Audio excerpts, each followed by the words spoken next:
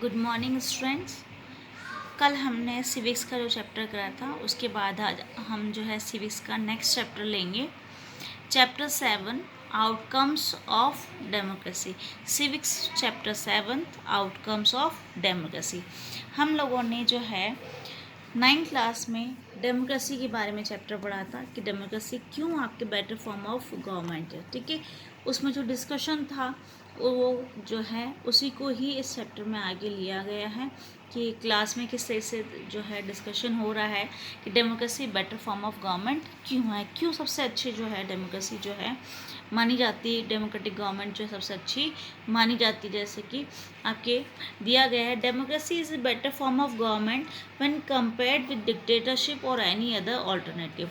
यानी आपने बहुत सारी 9th क्लास में पढ़े थे डेमोक्रेटिक कंट्री और नॉन डेमोक्रेटिक कंट्रीज। ठीक है, दोनों में जो है जैसे डिक्टेटरशिप है या और अदर जो आपके होते हैं गवर्नमेंट्स, उनमें से डेमोक्रेटिक जो गवर्नमेंट होती है वो बेटर फॉर्म ऑफ गवर्नमेंट क्यों होती है, हमने 9th क्लास में पढ़ा था। ठीक है, तो उसके लिए पहला है क्यों, क्योंकि उसके लिए जो रीजंस है वो पहला दिया गया, it promotes equality among the citizens. जो आपके यहाँ पे जो सिटीजन्स होते हैं, आपके जो नागरिक होते हैं, उन सभी को जो है इक्वालिटी देती है हर फील्ड में। ठीक है, आपको जो इक्वल राइट्स दिए गए हैं उसके अनुसार आपको हर चीज़ की फ्रीडम है। ठीक है, और next enhance the dignity of the individual. हर एक व्यक्ति को जो अपना अधिकार है, अपना प्रेस्टीज है।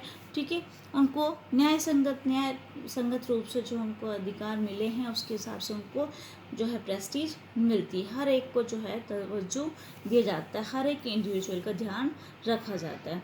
Improve the quality of decision making. जो आपका डिसीजंस लिए जाते हैं, गवर्नमेंट जो डिसीजंस लेती है उसकी क्वालिटी में इम्प्रूवमेंट होता है। ठीक है, next it provides a method to resolve. जो भी कॉन्फ्लिक्ट्स होते हैं आपके, जो गवर्नमेंट के बीच में कॉन्फ्लिक्ट्स कोई भी प्रॉब्लम को लेकर के हो सकते हैं।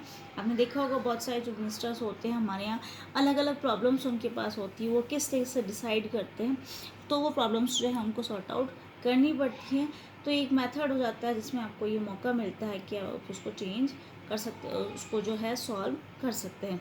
Allows room to correct mistakes. और गवर्नमेंट में जो है डेमोक्रेटिक फॉर्म ऑफ गवर्नमेंट में जो है लोगों को या जो मिनिस्टर्स होते हैं उनको जो है लोग मौका देते हैं कि वो अपनी जो मिस्टेक्स हैं, उनकी जो गलतियाँ हैं उनको वो करेक्ट कर सकते हैं। ठीक है, तो इससे ये आपके समझ में आता है कि डेमोक्रेसी जो है बेटर फॉर्म ऑफ गवर्नमेंट क्यों है। तो पहले मैंने आपको बताया था कि ये इक्वलिटी प्रदान करता है, आपको देता है, it promotes equality among citizens, enhance the dignity of the individuals, improves the quality of decision making, provides a method to resolve conflicts। जो भी मतभेद होते हैं पार्टीज में उनको भी सॉल्व करता है, और allows room to correct mistakes. और कोई भी अगर गलती होती है तो उसको वो जो है करेक्ट करने का उनको मौका मिलता है। नेक्स्ट है, democracy is seen to be good in principles but felt to be not so good in its practice. आपकी डेमोक्रेसी में इसमें चैप्टर में दिया गया है डेमोक्रेसी से रिलेटेड कि डेमोक्रेसी जो है बेस्ट फॉर्म ऑफ गवर्नमेंट, जो हमने भी पढ़ा था, उसके लिए जो है आपस में बहुत सारे सिटीजन्स हैं हमारे यहाँ पे, तो सबके जो है व्यूज़ होते हैं वो अलग अलग होते हैं। तो कुछ लोग मानते हैं कि जो जो डेमोक्रेसी है वो आपके सिद्धांतों में ही सही लगती है, लेकिन कुछ लोग बोलते हैं कि नहीं, प्रैक्टिकली जो है वो भी अच्छी है। ठीक है, तो इतनी गुड नहीं है, और लेकिन उसकी दोनों चीज़ें हम पढ़ेंगे कि कैसे वो अच्छी है और कैसे जो है वो नहीं है। तो सिद्धांत रूप में ही है, प्रैक्टिकली नहीं है वो सही, तो उसके बारे में हम इस चैप्टर में डिस्कशन करेंगे, उसमें दिया गया है उसके बारे में हम पढ़ेंगे। ठीक है, do we prefer democracy only for moral reasons और are the some prudential reasons to support democracy too. क्या कुछ ऐसे मॉरल रीजंस, नैतिक रूप से ही हम इसको अपनाते हैं इसलिए हम प्रेफर करते हैं डेमोक्रेसी को, या कुछ विवेकपूर्ण जो प्रूडेंशियल जो रीजंस होते हैं, कुछ विवेकपूर्ण रीज़न होने चाहिए उसके लिए ही हम इसको सपोर्ट करते हैं, या केवल एक नैतिकता के रूप में हम इसको अपनाते हैं। तो उसको हम आगे कंटिन्यू करेंगे इसमें, तो उसके रीजंस हम पढ़ेंगे इसमें, डेमोक्रेटिक कैसे आपकी बेस्ट फॉर्म ऑफ गवर्नमेंट होती है। Is there something that we can expect from every democracy just because it is democracy? Democratic countries जो होते हैं उसके लिए ज़रूरी नहीं कि केवल इलेक्शंस हो जाए तो डेमोक्रेटिक कंट्रीज़ हो जाएगी। हमने 9th क्लास में भी पढ़ा है जो आपकी डेमोक्रेसी में, ताकि कैसे आप डेमोक्रेटिक कंट्री कह सकते हैं एक देश को, क्या इलेक्शंस हो जाए या इलेक्शंस हो गए तो क्या आप डेमोक्रेटिक कंट्री कह देंगे? नहीं, ऐसा कोई ज़रूरी नहीं कि जहाँ जहाँ इलेक्शंस हो वो डेमोक्रेटिक कंट्री ज़रूर हो। ठीक है, जैसे आपने फेयर चॉइस का पढ़ा था कि इलेक्शंस में आपको फेयर चॉइस होनी चाहिए, अगर वो नहीं है तो इट मीन्स कि आपकी डेमोक्रेसी नहीं है। तो ऐसा नहीं है कि जो डेमोक्रेसी में कुछ चीज़ें होती है, कुछ फीचर्स अगर अपना ले देश बहुत सारे, तो क्या वो डेमोक्रेटिक कंट्री हो जाएंगे? ऐसा नहीं है। ठीक है, तो वो सब चीज़ें हैं इसके अंदर।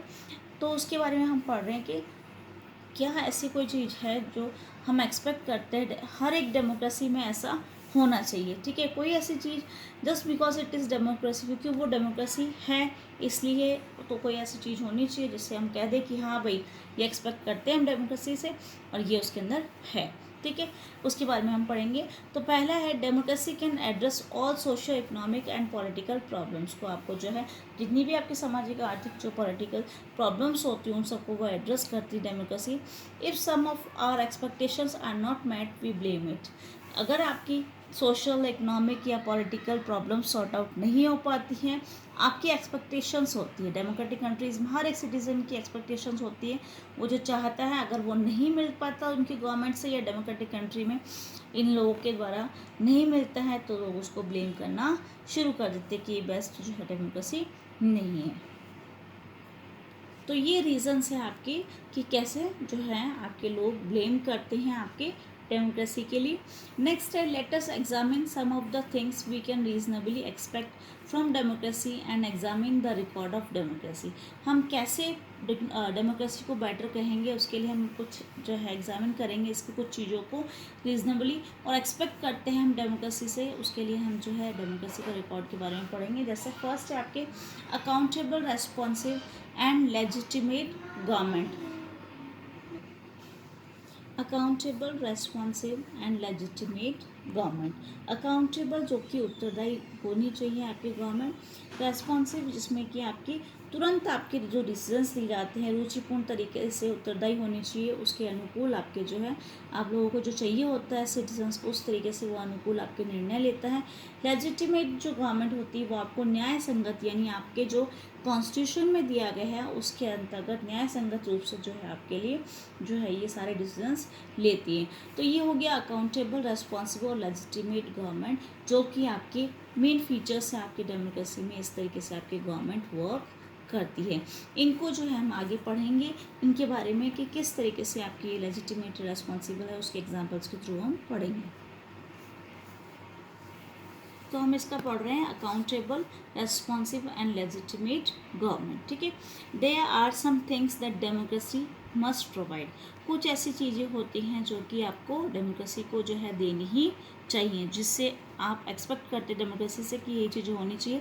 इन a democracy we are must concern with ensuring that people will have the right to choose their rulers and people will have control over the rulers। आपने पढ़ा था डेमोक्रेसी में कि वो उनको अधिकार होता है चूज़ करने का। ठीक है, और people will have control over the rulers, choose तो करेंगे उसके बाद उनके जो रूलर्स है जिसको आपने चुना है उन पर भी आपका कंट्रोल होता है। ठीक है, तो डेमोक्रेसी में आप चूज़ भी कर रहे हैं, उस पर अधिकार भी आपको, ठीक है, कंट्रोल कर रहे हैं आप उसको।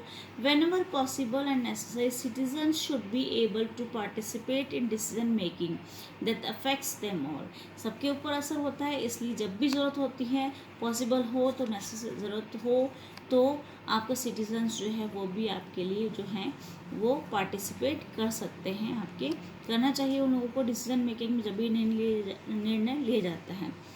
Therefore, the most basic outcomes of democracy should be that it produces a government that is accountable to the citizens। यानी जो ऐसी डेमोक्रेसी में बेसिक जो आउटकम्स जो रिजल्ट निकलता है डेमोक्रेसी का कि क्या होना चाहिए कि ऐसा चीज़ होनी चाहिए जो प्रोड्यूस करे एक ऐसी गवर्नमेंट जो कि अकाउंटेबल हो आप लोगों के लिए, सिटीजन्स के लिए उत्तरदायी होनी चाहिए, and responsible to the needs and expectations of the citizens. जो लोगों की एक्सपेक्टेशंस से जो आकांक्षाएं होती हैं, जो लोग चाहते हैं उनकी नीड्स को फुलफ़िल करें, ऐसी गवर्नमेंट होनी चाहिए जो कि रेस्पॉन्सिव हो, तुरंत उनका जो है डिसीजन ले ले और उनकी प्रॉब्लम्स को सॉर्ट आउट कर दे। तो ये हुआ कि अकाउंटेबल, रेस्पॉन्सिबल, लेजिटिमेट गवर्नमेंट जो है डेमोक्रेसी में आपके होती है। Before we go into this question we face another common question. जैसे हम इसमें पहुंचते हैं उससे आगे, तो उससे पहले एक क्वेश्चन आपको और मिलता है, is the democratic government efficient? क्या वो अपने आप में एफिशिएंट है वो democratic government? Is it effective? क्या वो इफेक्टिव भी है? Some people think that democracy produces less effective government. कुछ लोग मानते हैं कि ये कम असरदारी होती है आपके लिए government. It is of course true that non democratic rulers do not have to bother about deliberations in assemblies और worry about majorities and public opinion. आपने पढ़ा था 9th क्लास में भी, इस क्लास में भी पढ़ा था कि आपके डेमोक्रेटिक और नॉन डेमोक्रेटिक रूलर्स, ठीक है, तो दोनों के बारे में आप जानते हैं। तो ये इसमें यही कहा गया है कि सच है कि आपके जो नॉन डेमोक्रेटिक रूलर्स हैं वो इन सब चीज़ों के बारे में नहीं जानते हैं कि असेंबलीज लेनी है, मेजोरिटी का डिसीजन लिया जाए, पब्लिक ओपिनियन लिया जाए, नहीं, वो इनको बॉदर नहीं करते, उनको कोई फ़र्क नहीं पड़ता इससे, ठीक है। जैसे डिक्टेटरशिप हुई तो वो अकेले ही सारे डिसीजन लेगा, उसको कोई फ़र्क नहीं पड़ता जनता का क्या ओपिनियन है, जनता क्या चाहती है, ठीक है। So they can be very quick and efficient in decision making and implementation.